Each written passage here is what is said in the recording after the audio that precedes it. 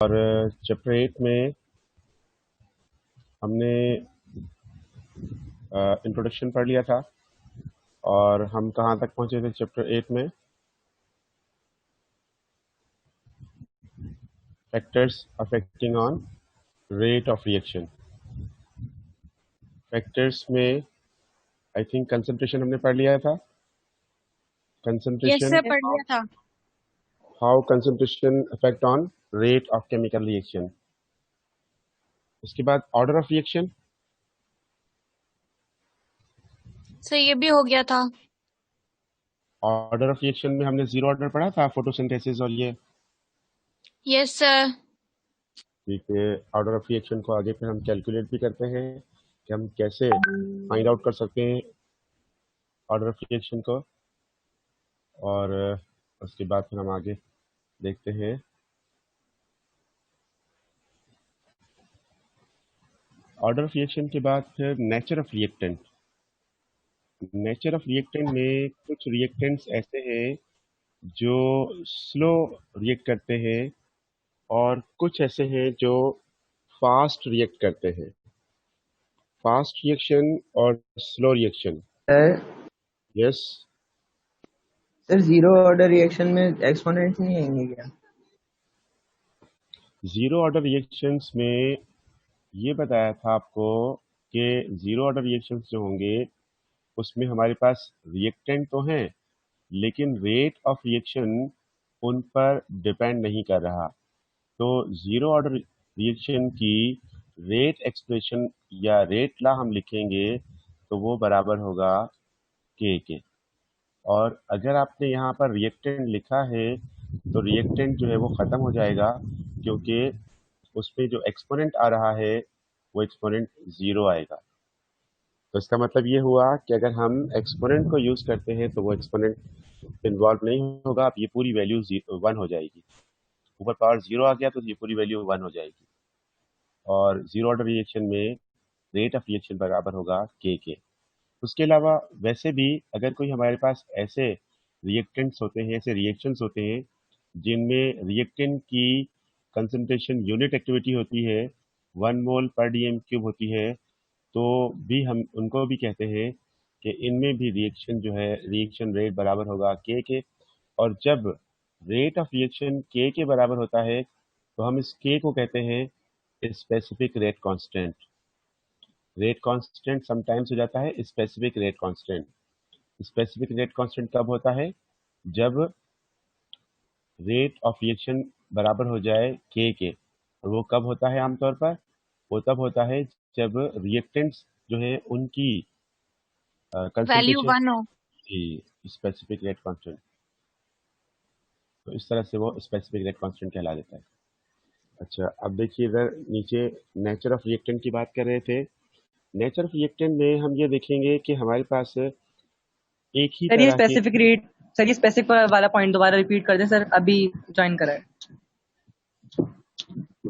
Specific rate constant तब होगा जब रेट ऑफ रिएक्शन जो है बराबर हो जाएगा किसके? के। जब रेट बराबर होगा के तो के कहलाएगा स्पेसिफिक रेट कांस्टेंट। ठीक है, ये हेडिंग के साथ है बुक में आपके पास। स्पेसिफिक रेट कांस्टेंट कब होता है? जब आपके पास कंसंट्रेशन जो रिएक्टेंट्स की है वो यूनिट एक्टिविटी में होती है, तब। इसको अगर नहीं होगा क्लियर तो हम फिर रिपीट कर लेंगे, हम आगे चलें। नेचर ऑफ रिएक्टेंट की तरफ चलते हैं। नेचर ऑफ रिएक्टेंट, रिएक्टेंट की नेचर। कुछ रिएक्टेंट्स ऐसे हैं जो स्लो रिएक्ट करते हैं और कुछ ऐसे हैं जो फास्ट रिएक्ट करते हैं। अब देखिए, दो एक ही टाइप के रिएक्शन आपके सामने है, NO plus O2। NO plus O2 इससे मिलकर बन रहा है आपके पास NO2। और इसमें आप इसको बैलेंस करेंगे, आपके पास क्या आ जाएगा? 2 यहाँ पर और 2 यहाँ पर। इसी के जैसा एक और रिएक्शन CO प्लस O2, और बन रहा है आपके पास क्या? CO2। ये बन गया आपके पास CO2। और इसमें बिल्कुल उसी तरह की बैलेंसिंग है जैसी ऊपर बैलेंसिंग है। ऐसे ही यहाँ पर बैलेंसिंग है। अब इसमें से एक आपके पास जो है वो रिएक्शन फास्ट है, ये फास्ट रिएक्शन है, और नीचे वाला रिएक्शन जो है वो स्लो है। तो दोनों एक ही तरह के हैं, दोनों एक ही टाइप के ऑक्साइड्स बना रहे हैं, लेकिन एक फास्ट और दूसरा स्लो। तो इसका मतलब क्या हुआ, हमने तीन तरह की एनर्जीज पढ़ी थी, average internal energy, threshold energy और एक्टिवेशन एनर्जी। तो इसमें याद रखिएगा कि जब भी आपके पास एक्टिवेशन एनर्जी जो है वो ज़्यादा होगी और उसके मुकाबले में एवरेज इंटरनल एनर्जी कम होगी, तो फिर आपके पास जो रिएक्शन होगा वो फास्ट होगा या स्लो होगा? स्लो होगा। सर स्लो होगा, स्लो। और अगर हम यहाँ पर इसको लिखें तो हम ग्रेटर देन लिखेंगे या less than? Greater. Less than. Less than sir. Less than लिखेंगे, यहाँ पर हम लिखेंगे लेस देन। तो एक तरफ को आपके पास एनर्जी ऑफ एक्टिवेशन है और दूसरी तरफ आपके पास एवरेज इंटरनल है। तो एवरेज इंटरनल को देखेंगे और एक्टिवेशन को देखेंगे, उसके हिसाब से आप देखेंगे। तो एक्टिवेशन एनर्जी अगर ज़्यादा है, एवरेज इंटरनल एनर्जी कम है, तो फिर रिएक्शन स्लो हो जाएगा। लेकिन रिएक्टेंट मॉलिक्यूल्स के पास एक्टिवेशन स्लो है और एवरेज इंटरनल ज़्यादा है, तो रिएक्शन फास्ट हो जाएगा। वो किस तरह से कि अगर आपकी अपनी स्टडी अच्छी है तो आपको हेल्प लेने की बहुत ज़्यादा ज़रूरत नहीं पड़ेगी और आप बहुत ज़्यादा अच्छा पढ़ लेंगे। लेकिन अगर आपकी स्टडी अच्छी नहीं है तो आपको अगर कोई हेल्प भी कर रहा है तो भी आप बार बार क्वेश्चंस करते रहेंगे, क्योंकि आपकी एक्टिवेशन एनर्जी जो है वो ज़्यादा है, यानी टॉपिक से हटकर आपकी एनर्जी ज़्यादा है। टॉपिक की तरफ को जो एवरेज इंटरनल चाहिए, बेस चाहिए, या आपको जो है जो भी बैकग्राउंड नॉलेज चाहिए वो आपके पास नहीं है, यानी बेस आपका वीक है। तो एवरेज इंटरनल और एक्टिवेशन, इस तरह से आप फाइंड आउट कर सकते हैं नेचर ऑफ रिएक्टेंट। तो नेचर ऑफ रिएक्टेंट इन्वॉल्व होता है कैसे? नेचर ऑफ रिएक्टेंट में हम देखते हैं अगर स्लो रिएक्शन हो रहा है तो उसका मतलब क्या हुआ कि एवरेज इंटरनल एनर्जी कम है। काम है उसके। सर एवरेज इंटरनल एनर्जी की कोई वैल्यू होगी, ये एक्टिवेशन एनर्जी की कोई वैल्यू होगी जिसकी बेस पे हम पता लगा सके कि ये फास्ट, ये ज्यादा है और ये कम? हर एक रिएक्टेंट की अपनी अपनी होती है। अगर हम ये देखें कि रिएक्टेंट मॉलिक्यूल कौन सा है तो उसके हिसाब से चेंज हो जाएगा। रिएक्टेंट मॉलिक्यूल जो है ना, अब रिएक्टेंट मॉलिक्यूल कौन सा है उसके हिसाब से हम वैल्यू कैसे ले सकते हैं, क्योंकि हर एक रिएक्टेंट में अलग अलग होगा, तो इसीलिए हम नहीं ले सकेंगे। ठीक है, हम यहाँ पर यस सर। फिक्स वैल्यू नहीं ले सकते, हर रिएक्शन की अलग अलग होगी, हर रिएक्टेंट की अलग अलग होगी। उस तरह से ये एवरेज इंटरनल और एक्टिवेशन, ये सेम हम इसको यहाँ पर इस तरह से बना सकते हैं कि ये ग्राफ बनाकर, ये हमारे पास ग्राफ है और ये जो है रिएक्टेंट से प्रोडक्ट बन रही है हमारे पास, ये प्रोडक्ट बन गई, और फिर एक और जो है ये दूसरी ये प्रोडक्ट बना रहे हैं। और इसमें जो नीचे वाला है ये रिप्रेजेंट कर रहा है किसको? NO को। ऊपर वाला रिप्रेजेंट कर रहा है किसको? CO को। सीओ को। ये इनको रिप्रेजेंट कर रहे हैं। और वैसे जो एनर्जी है वो इस तरफ को ये इंक्रीज हो रही है। एक्टिवेशन एनर्जी लो किसकी है? सर एनओ की। NO की।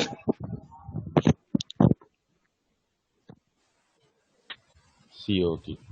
तो इस तरह से आप फाइंड आउट कर सकते हैं। ये ग्राफ जो भी बनाया है ये आपके पास पेज नंबर 237 पर दिया हुआ है, 237 पेज नंबर पर। तो यस सर, दिया। वहाँ से आप इसको चेक कर सकते हैं। इसके बाद हम देखते हैं टेम्परेचर।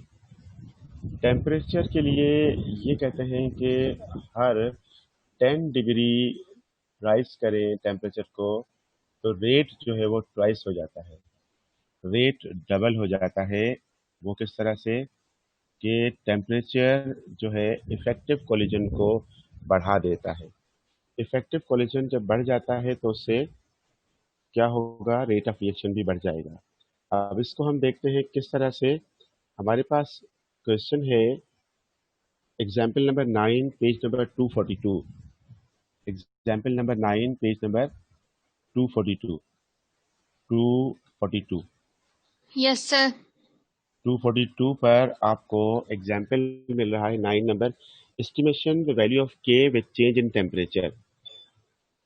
प्रॉब्लम दिया हुआ है as a rule of thumb rate, hence rate constant of reaction increases by a factor of 2 for each 10 degree centigrade rise in temperature, although the actual amount of increase differ from one reaction to another। यानी एक reaction से दूसरे reaction पर जो है वो change भी हो सकता है। अब हम इस रिएक्शन पर गौर करें, ए से बी बन रहा है जिसमें हमें दिया गया है 400 डिग्री सेंटीग्रेड पर रेट कांस्टेंट के की वैल्यू दी हुई है 3 इंटू 10⁻⁻12 क्यूबिक डेसीमीटर पर मोल। तो ये दी है वैल्यू। अब इस वैल्यू के हिसाब से हम ये देखेंगे कि इस वैल्यू के हिसाब से हम ये देखेंगे कि हमारे पास जो है इतनी है। What can be possible value of K at 450 degree centigrade. Temperature change कितना हुआ, 50 degree centigrade. 50 degree centigrade 50 degree centigrade temperature change हुआ, मतलब कि अगर हम 10 डिग्री के हिसाब से रखें तो 5 टाइम्स बढ़ गया, एवरी 10 के हिसाब से 5 टाइम्स बढ़ गया। तो इस वैल्यू को 5 से मल्टीप्लाई कर लेंगे हम। तो ये नीचे मल्टीप्लाई क्या हुआ है, yes sir yes sir multiply करके क्या आंसर आ रहा है 15 इंटू 10⁻⁻12 जी। तो ये जो है टेम्परेचर का इफेक्ट यहाँ पर दिया हुआ है कि टेम्परेचर किस तरह से असरअंदाज होता है। तो ये टेम्परेचर के इफेक्ट के बेस पर आप इसको फाइंड आउट कर सकते हैं, डिटरमाइन कर सकते हैं। टेम्परेचर का एक और एग्जांपल देखिएगा जरा, पेज 238 पर। सर यस जी जी। सर ये 10 डिग्री सेल्सियस होगा या केल्विन होगा?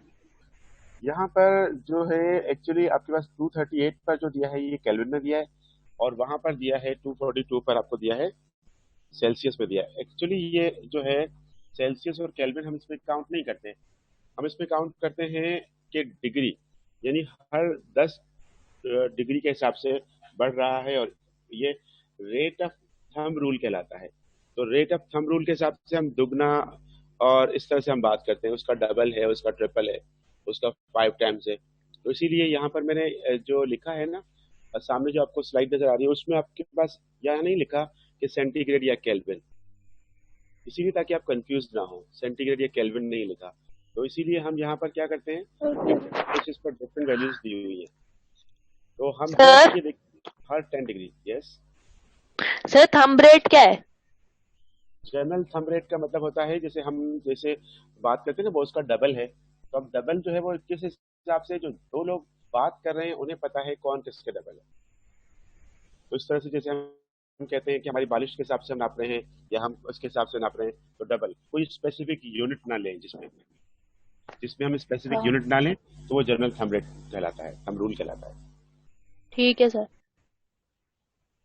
उसके बाद फिर सरफेस एरिया ऑफ रिएक्टर। अच्छा, टेम्परेचर का एक पॉइंट और बता रहे थे आपको 238 पेज पर। 238 पेज पर आपके पास जो प्रेजेंस ऑफ कैटलिस्ट से ऊपर वाला पैराग्राफ है उसमें आपको बताया है कि किस तरह से काइनेटिक एनर्जी जो है वो डिक्रीज होती है टेम्परेचर के डिक्रीज करने से, और खाने पीने की चीज़ों को आप कैसे सेव रख सकते हैं ज़्यादा टाइम तक उनका टेम्परेचर डिक्रीज करके। टेम्परेचर डिक्रीज करते जाएंगे और टाइम पीरियड बढ़ता जाएगा, और आप खाने पीने की चीज़ों को ज़्यादा से ज़्यादा सेव करते चले जाएंगे। लिखा हुआ है 5 डिग्री सेंटीग्रेड पर, फिर -5 तक, फिर उसके बाद -18 तक।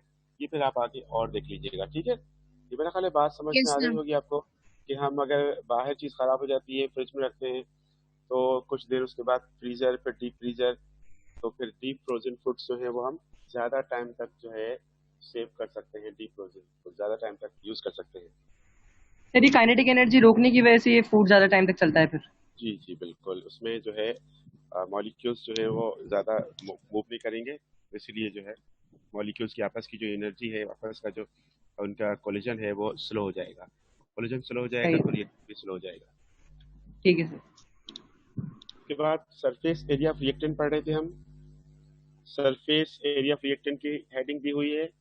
तो सरफेस एरिया क्या होता है कि सरफेस एरिया मीन्स के अगर हमारे पास शुगर है वो पाउडर फॉर्म में है, तो उसको अगर हम वाटर में डिजोल्व करेंगे तो वो क्विकली डिजोल्व हो जाएगा। जबकि अगर हम क्रिस्टल्स जो है शुगर के उनको डिजोल्व करना चाहेंगे तो वो स्लो डिजोल्व होंगे। सेम ऐसा ही एग्जाम्पल यहाँ पर जिंक का दिया हुआ है।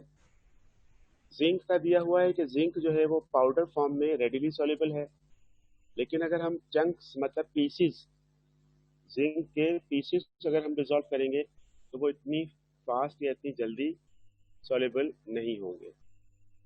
सेम ऐसा ही एक और एग्जाम्पल है आपके पास कि अगर कोई जो है ज़मीन पर गिरा हुआ है स्पिल्ड मिल्क या लिक्विड है तो वो फास्टर एवापोरेट हो जाएगा, बजाय इसके कि किसी बर्तन में अगर हम रखें, गिलास में या कप में रखें, तो वो फिर स्लो स्लो एवापोरेशन होगी उसमें। सरफेस एरिया ऑफ रिएक्टेंट, जितना एरिया ज़्यादा उतना रेट ऑफ रिएक्शन ज़्यादा। पेज नंबर 240 और 241 पर ये एक्सप्लेन किया हुआ है। इसमें ये दोनों एग्जाम्पल दिए हुए हैं जो मैंने अभी आपको बताए हैं। अब है presence of catalyst. Presence of catalyst में बहुत सारे पॉइंट्स आ जाते हैं। हमारे पास 4 टाइप के कैटलिस्ट आ जाते हैं, और वो कौन कौन से कैटलिस्ट हैं? पॉजिटिव कैटलिस्ट, जिनको हम क्या कहते हैं? प्रोमोटर। पॉजिटिव कैटलिस्ट को हम कहते हैं प्रोमोटर, प्रोमोट करते हैं, रेट ऑफ रिएक्शन को बढ़ाते हैं। प्रोमोटर जो है रेट ऑफ रिएक्शन को बढ़ाएंगे, प्रोमोट करेंगे, और नेगेटिव कैटलिस्ट इनहिबिट करेंगे। इनहिबिट करेंगे मतलब कि इनहिबिटर होंगे ये। क्या करेंगे? रोकेंगे, स्लो करेंगे रिएक्शन को, इनहिबिटर। तो इनहिबिटर और प्रोमोटर ये हो गए पॉजिटिव कैटलिस्ट और नेगेटिव कैटलिस्ट, और ऑटो और बायो कैटलिस्ट भी इनके साथ होते हैं। तो प्रोमोटर और इनहिबिटर का काम देखिए, ये हमारे पास रिएक्शन है C2 और H2। C2H2 का मतलब इथाइन। इसमें हम ऐड कर रहे हैं हाइड्रोजन को। हाइड्रोजन की एडिशन करेंगे तो हम यहाँ पर जो कोफिशिएंट लगाते हैं वो हम थ्योरेटिकल लगाते हैं, प्रैक्टिकल तो नहीं हो सकता कि हम एक मॉलिक्यूल लें और एक मॉलिक्यूल मिक्स करें, एक मॉलिक्यूल बन जाए, ऐसा नहीं हो सकता। तो यहाँ पर हमने इसमें प्रोमोटर रखेंगे तो आगे रिएक्शन हो जाएंगे आसानी से। और हम यहाँ प्रोमोटर क्या रख सकते हैं? प्रोमोटर हम रख सकते हैं यहाँ पर निकल और पैलेडियम। बिल्कुल सही, नहीं पढ़ोगे तो पिटोगे। ये इसके कैटलिस्ट हैं। तो ये 3 कैटलिस्ट तीनों की तीनों क्या काम करते हैं? प्रोमोटर का, पॉजिटिव कैटलिस्ट का। अगर हमने इसमें ये ऐड किया तो हमारे पास प्रोडक्ट क्या बनेगी? C2H6 बन जाएगी। C2H6 बन जाएगी। लेकिन हम इसको रोकना चाहते हैं। हम चाहते हैं कि हम इथेन नहीं बनाएं, इथाइन से इथीन बनाएं, C2H2।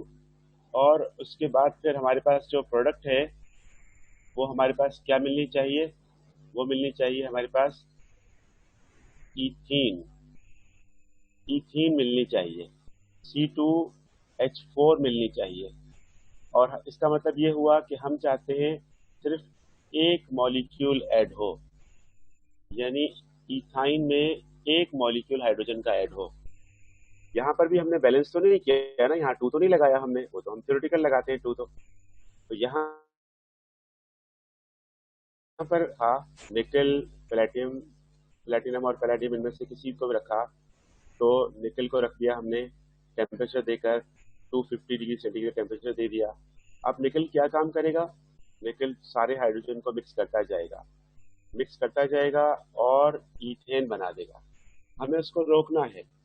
रोकने के लिए हमें यहाँ पर इनहिबिटर यानी नेगेटिव कैटलिस्ट डालना पड़ेगा ताकि रिएक्शन को आगे तक ना लेके जाए।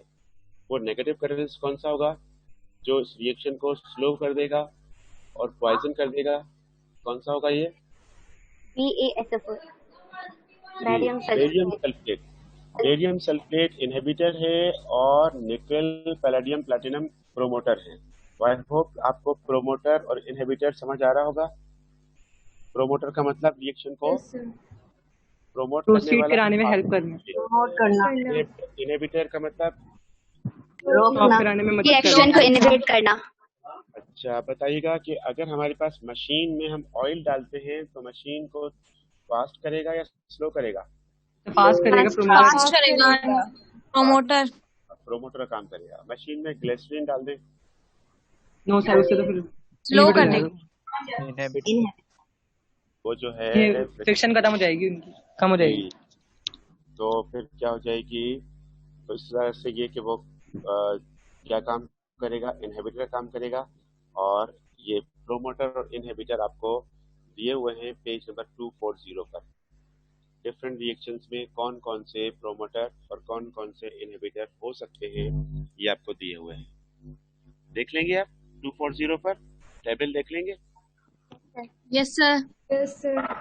देखते हैं लास्ट पॉइंट रेडिएशन को। रेडिएशन जो है इनमें हम देखेंगे कि कुछ रिएक्शंस है उनका रेट डिपेंड करता है रेडिएशंस पर।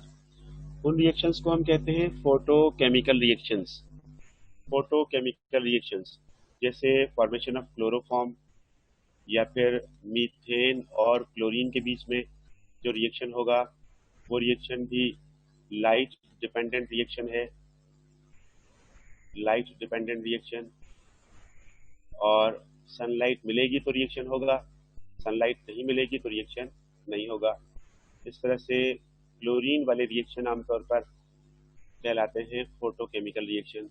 हाइड्रोजन और क्लोरीन इनके बीच में जो रिएक्शन है वो भी इसी तरह का है, लाइट डिपेंडेंट रिएक्शन। इसके बाद फिर इनके ऑर्डर 0 हो जाएंगे। इनके ऑर्डर 0 होंगे बिल्कुल। इसी तरह से फोटोसिंथेसिस का रिएक्शन वो भी 0 ऑर्डर रिएक्शन है। तो ये रिएक्शन सारे के सारे 0 ऑर्डर रिएक्शन कहलाएंगे जो कि लाइट डिपेंडेंट रिएक्शन है, लाइट पर डिपेंड करने वाले रिएक्शन। तो इनकी जो रेट है वो रेडिएशन सनलाइट पर डिपेंड करेंगे, फोटॉन्स की अवेलेबिलिटी पर डिपेंड करेंगे। आप लोगों में से जो बायो वाले बच्चे उन्होंने पढ़ा है कि सनलाइट जो है वो डिफ्यूज लाइट हो तो रिएक्शन स्लो हो जाता है, और अगर ब्राइट लाइट हो तो रिएक्शन फास्ट हो जाता है, और एब्सेंस ऑफ सनलाइट में रिएक्शन नहीं हो पाता। तो इस तरह से ये वो रिएक्शन है जिनकी स्पीड रेडिएशन पर डिपेंड करती है। तो ये हुए रेडिएशंस के साथ। अब हम देखते हैं हमारे पास जो एमसीक्यूज हैं उनको देखते हैं। इन एमसीक्यूज को सॉल्व करवाइए, बताइए कि क्या होगा इसमें आंसर। सर यस सर जो प्रमोटर्स होंगे वो एक्टिवेशन एनर्जी लो करेंगे। प्रोमोटर्स जो होंगे वो एक्टिवेशन एनर्जी लो करेंगे और जो इनहिबिटर होंगे वो एक्टिवेशन एनर्जी को बढ़ाएंगे। एक्टिवेशन एनर्जी तो -2.5। वो तो है ही नहीं इसमें हमारे पास, इसका मतलब कि none of them। ऐसा सर होगा। डी है नन ऑफ देम। अच्छा, रेट ऑफ अपीयरेंस और डिसअपीयरेंस की बात हो रही है। जितना आपके पास प्रोडक्ट अपीयर हो रहा है उसके हिसाब से रेट ऑफ डिसअपीयरेंस अगर हम लेंगे तो हम साइन को नहीं लेते, हम उसी वैल्यू को लेते हैं number of moles coefficient number के बेस पर। याद है आपको कल जो हमने किया था ऐसा ही सवाल, उसमें हमने कैसे किया था जी, याद है या नहीं? यस सर, उसमें हाफ और 1/4 कर रहे हैं। जी हाँ, और उसी तरह का क्वेश्चन आपको बताया था कि कौन से पेज नंबर पर है, किया था आपने पेज नंबर 230। पेज नंबर 230 पर बिल्कुल ऐसे ही क्वेश्चन हैगा, और एक क्वेश्चन भी यही है। इसी तरह की क्वेश्चन है, ये तो नहीं है लेकिन इसी तरह की है। Yes sir. यस तो सर। उसके हिसाब से बताइए इसका आंसर क्या होगा, डी नन ऑफ देम या फिर कोई और? सर ए होगा। जी बिल्कुल सही, ए हो जाएगा। क्योंकि आपके पास जो नंबर ऑफ मोल्स दिए हुए हैं प्रोडक्ट के, उतने ही नंबर ऑफ मोल आपको रिएक्टेंट के दिए हैं। तो अगर 1 मोल अपीयर हो रहा है इथेन का, तो 1 मोल हाइड्रोजन और 1 मोल इथीन ये डिसअपियर होंगे। अगर 2.5 मोल पर डीएम क्यूब अपीयर हो रहे हैं तो इतने ही मोल डिसअपियर भी होंगे। उसका मतलब ये हुआ कि आपका ऑप्शन कौन सा राइट हो गया? ए राइट हो गया। अब सेकंड एमसीक्यू बताइएगा। सर सेकंड सर ए राइट है, ए राइट है सर। सेकंड का ए राइट है। यस ओके, सर, ये ए सही है। यस सर ये होगा। है और बुक में दिया हुआ, इसलिए देखिए आपने इसी पेज पर से एग्जाम्पल भी है बुक में। सर एग्जाम्पल है। बिल्कुल सही, इसी पेज पर 230 पेज पर। लेकिन किया कैसे है ये हम यहाँ करें या समझ आ गया आपको? सर आ गया। सर आगे समझ। ये सर लिखा हुआ दोबारा है, बताएं। सारा सॉल्व किया हुआ लिखा हुआ है आपके पास। पेज नंबर कौन से पर सॉल्व किया हुआ है? 230 पर एज इट इज सॉल्व हुआ हुआ है ये। Example number 4 sir. Example number 4 है और ये किया हुआ है, ये आप कर लेंगे क्योंकि आगे वाले एग्जाम्पल भी हैं तो बुक के ही, लेकिन शायद ना हो आपसे, इसलिए उनको देख लें। ये वाला कौन सा है? क्या ये भी यही क्वेश्चन है? नो सर, इसमें ए को सर इसमें बढ़ाया है। रेट कांस्टेंट दिया हुआ है। रेट कांस्टेंट दिया हुआ है। रेट कांस्टेंट दिया हुआ है तो ये कैसे सॉल्व होगा? रेट कांस्टेंट दिया हुआ है तो कैसे होगा? सर के कंसंट्रेशन ऑफ एयर भी देते हैं। के और ए का स्क्वायर और बी। आई थिंक कि हमारे पास इसमें आंसर नहीं है। मेरा ख्याल है कि इसमें हमने आंसर नहीं लिखा, तो हमें इसमें आंसर एक रखना पड़ेगा और that will be answer D, which is none. देखिए क्या पता हो, देखिए क्या पता हो मैंने ऐसे कह दिया हो। अच्छा, के की वैल्यू कितनी दी है आपको?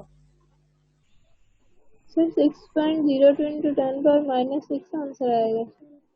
6 कैसे आएगा? क्योंकि के की वैल्यू तो यही है और इसके ऊपर तो स्क्वायर नहीं है। आपके पास तो 0.1 के ऊपर स्क्वायर आएगा, 0.1 के ऊपर स्क्वायर आएगा और यूनिट चेंज हो जाएंगे, तो यूनिट चेंज के हिसाब से इसमें कोई भी आंसर नहीं है। और आप इसमें वैल्यू पुट करें, 0.1 का स्क्वायर करेंगे क्या मिलेगा आपको? 0.01। 0.01 सर मिल जाएगा। 0.0। Yes sir. 0.01 को मल्टीप्लाई करके 0.1 से और आपके पास पावर चेंज हो जाएगा। पावर आपके पास आई थिंक जाके कितना हो जाएगा? -2 और -1, -3 -3 और -4, -6 7 -7 दिया हुआ नहीं है किसी ने भी, तो इसीलिए डी सिलेक्ट करना पड़ेगा आपको, नन। इनमें से कोई सा भी नहीं। कर सकते हैं ना आप ये, इसमें वैल्यू पुट करके सॉल्व कर सकते हैं। Yes sir. ठीक है, ये कर लीजिएगा। अब हम चलते हैं अगले सवाल की तरफ। इसके बाद नेक्स्ट क्वेश्चन कौन से आ गए हैं? ये आ गए हैं आपके पास क्वेश्चन जो है, what will be the order of reaction. Order of reaction मालूम करना है।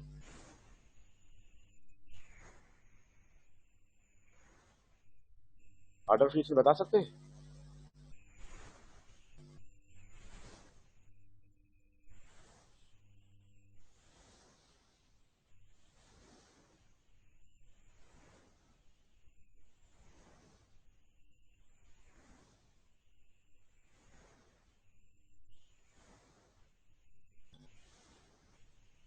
ये कैसे होगा? किसी को नहीं आ रहा? सॉल्व करें? हेलो, बच्चे हैं चले गए? Yes sir. जी, सॉल्व करते हैं। अच्छा, एक सवाल सॉल्व करते हैं, दूसरा आपको खुद करना है। कर लेंगे? Yes sir. चले भाई, ठीक है। देखते हैं हम, हमारे पास एक्सपेरिमेंट से 1 2 3 एक्सपेरिमेंट्स हैं। तो इसमें जो हम वैल्यू लेंगे वो हमारे पास कुछ इस तरह से होगी कि हम पहले इन 2 एक्सपेरिमेंट्स को कवर करें। इन दो एक्सपेरिमेंट्स के बेस पर हम ये वाली वैल्यूज लेंगे और इनको आपस में डिवाइड करके हम फाइंड आउट करेंगे कि हमारे पास क्या ऑर्डर बन रहा है। उसके बाद फिर हम नीचे देखेंगे, फिर हम सम करेंगे। ऑर्डर ऑफ रिएक्शन के लिए ये याद रखिए कि आपके पास होता है रेट ला एक्सप्रेशन हम लेते हैं और उसमें जो हम एक्सपोनेंट हमारे पास आता है वो एक्सपोनेंट बताता है कि ऑर्डर ऑफ रिएक्शन क्या है। कि ए पावर एक्स लगा लें आप, ए लगा लें और एम लगा लें, कुछ भी लिख लें आप। एम लिख लिया यहाँ पर हमने, और यहाँ पर बी पावर लिख लिया है एन, बी पावर लिखा हमने एन। तो जो एम और एन है इनका समेशन ये होगा order of reaction. M plus N इनका समेशन होगा order of reaction.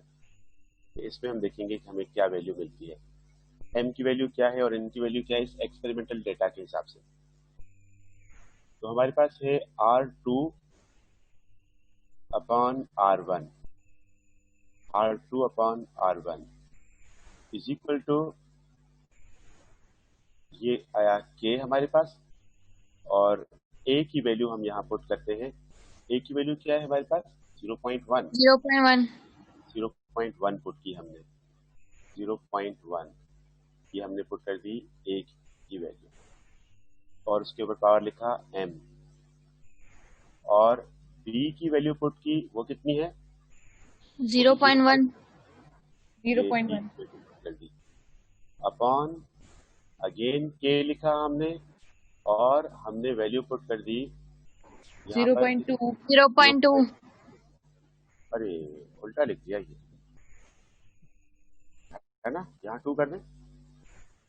Yes sir, ये 2 है ना, 2 ऊपर लिया है तो यस 2 सर, R2 का हाँ, तो अब यहाँ पर क्या लिखे नीचे वाली वैल्यू 0.1 1, और ये 0.1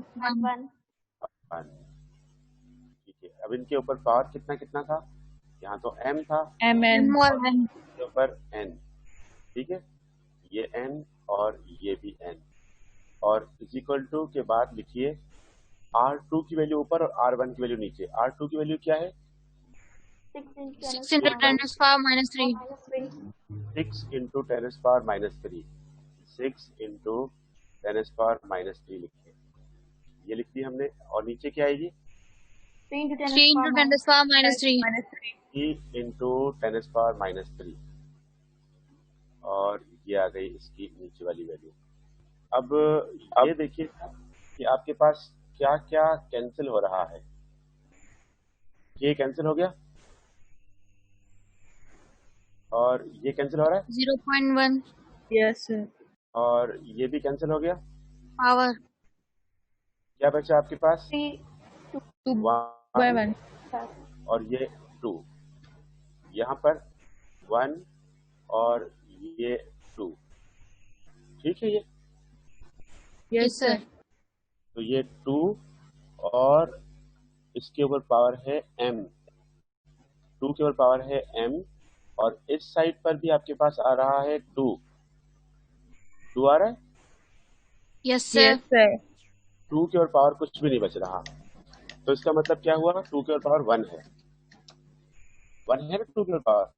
तो m की वैल्यू क्या मिली आपको, m की वैल्यू मिल गई आपको 1, m की वैल्यू मिल गई आपको 1, ये मिल गई m की वैल्यू। अब ऐसे ही n की वैल्यू फाइंड आउट करनी है, n की वैल्यू फाइंड आउट करनी है। तो n में आप क्या देखेंगे, ये देखिए यहाँ पर ये कांस्टेंट था ना, ये कांस्टेंट था।